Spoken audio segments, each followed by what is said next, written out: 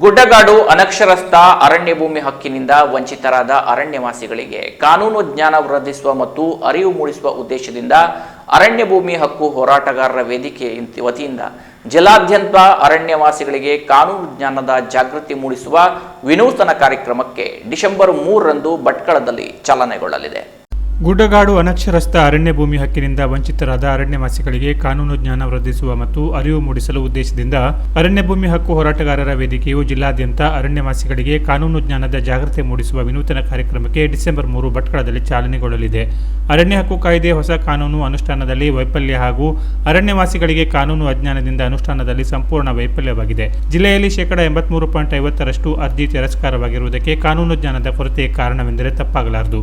Doctor Manmohan Singh ಪ್ರಧಾನಮಂತ್ರಿ ಇರುವಂತಹ December 13, 2005ರಂದು ಲೋಕಸಭೆಯಲ್ಲಿ ಅರಣ್ಯ ಹಕ್ಕು ಕಾಯ್ದೆ ಮನ್ನಣೆ ಪಡೆದು ಇದ್ದೀಗೆ 20 ವರ್ಷ. ಆದರೆ ರಾಜ್ಯದಲ್ಲಿ ಸಾಗುವಳಿ ಹಕ್ಕು ದೊರಕಿರುವುದು 5.67%. ಅದರಂತೆ ಜಿಲ್ಲೆಯಲ್ಲಿ 3.24%ಕ್ಕೆ ಸೀಮಿತವಾಗಿದೆ. ಕೇಂದ್ರ ಸರ್ಕಾರದ ಪರವಾನಗಿ ಮತ್ತು ಅನುಮೋದನೆ ಇಲ್ಲದೆ ಅರಣ್ಯ ಭೂಮಿ ಅನುಭವಿಸಲು ಕೇಂದ್ರ ಸರ್ಕಾರದ ಪರವಾನಗಿ ಇಲ್ಲದೆ ಅರಣ್ಯ ಭೂಮಿಯನ್ನ ಸಾಗುವಳಿ ಮಾಡುತ್ತಿರುವುದನ್ನು ವಿಶೇಷ ತನಿಖಾ ತಂಡದಿಂದ ಗುರುತಿಸುವಿಕೆ ಸುಪ್ರೀಂ ಕೋರ್ಟ್ ಆದೇಶ ಮಾಡಿರುವುದು ಆತಂಕಕಾರಿ. ಈ ಹಿನ್ನೆಲೆಯಲ್ಲಿ ಅರಣ್ಯವಾಸಿಗಳಿಗೆ ಕಾನೂನಿನ ಜ್ಞಾನ ತಿಳುವಳಿಕೆ ಜಾಗೃತ ಮೂಡಿಸುವ ಉದ್ದೇಶದಿಂದ ಇಂದು ಭಟ್ಕಳದಿಂದ ಪ್ರಾರಂಭವಾಗಲಿದೆ. ಕಾನೂನು ಜಾಗೃತ ಜಾಥಾವು ವಿಶ್ರಾಂತ ನ್ಯಾಯಮೂರ್ತಿ HN ನಾಗಮೋಹನ್ ದಾಸ್ ಹಾಗೂ ಹಿರಿಯ ಸಾಮಾಜಿಕ ಚಿಂತಕ ಕಾಗೋಡು ತಿಮ್ಮಪ್ಪ ಅವರ ಚಿಂತನೆ ಮೇರೆಗೆ ಅರಣ್ಯವಾಸಿಗಳಿಗೆ ಕಾನೂನು ಜಾಗೃತಿ ಹಮ್ಮಿಕೊಳ್ಳಲಾಗಿದೆ.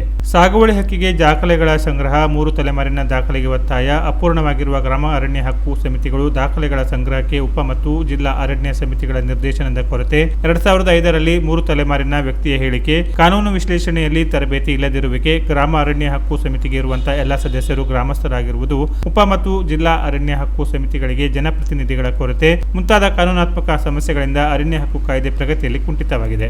ದೇಶಾದ್ಯಂತ 3 ದಶಕಗಳ ಹೋರಾಟದ ನಂತರ 2005ರಲ್ಲಿ ಕಾನೂನು ಮತ್ತು 2018ರಲ್ಲಿ ನಿಯಮಾವಳಿ ಜಾರಿಗೆ ಬಂದಿದೆ. ರಾಜ್ಯದಲ್ಲಿ 2,73,000 ಅರಣ್ಯವಾಸಿಗಳಿಗೆ ಮಂಜೂರಿಗೆ ಸಾಗುವಳಿ ಹಕ್ಕಿಗೆ ಅರ್ಜಿ ಸಲ್ಲಿಸಿದ್ದರೆ ಉತ್ತರ ಕನ್ನಡ ಜಿಲ್ಲೆಯಲ್ಲಿ ಅರಣ್ಯವಾಸಿಗಳ ಅರ್ಜಿ 88% ಇದೆ. ಅರಣ್ಯವಾಸಿಗಳ ಪರವಾಗಿ ಕಾನೂನು ಇದ್ದರೆ ಮಂಜೂರಿಗೆ ಕಾನೂನು ಇದೆ, ಅನುಷ್ಠಾನದಲ್ಲಿ ವೈಫಲ್ಯವಾಗಿ ಸಾಗುವಳಿ ಹಕ್ಕಿನಿಂದ ವಂಚಿತರಾಗಿದ್ದಾರೆ. ಹೀಗಾಗಿ ಆಟಕ್ಕುಂಟು ಲೆಕ್ಕಕ್ಕಿಲ್ಲ ಎಂಬ ಪರಿಸ್ಥಿತಿ ಅರಣ್ಯವಾಸಿಗಳದ್ದಾಗಿದೆ. Canara plus news, Sirsi.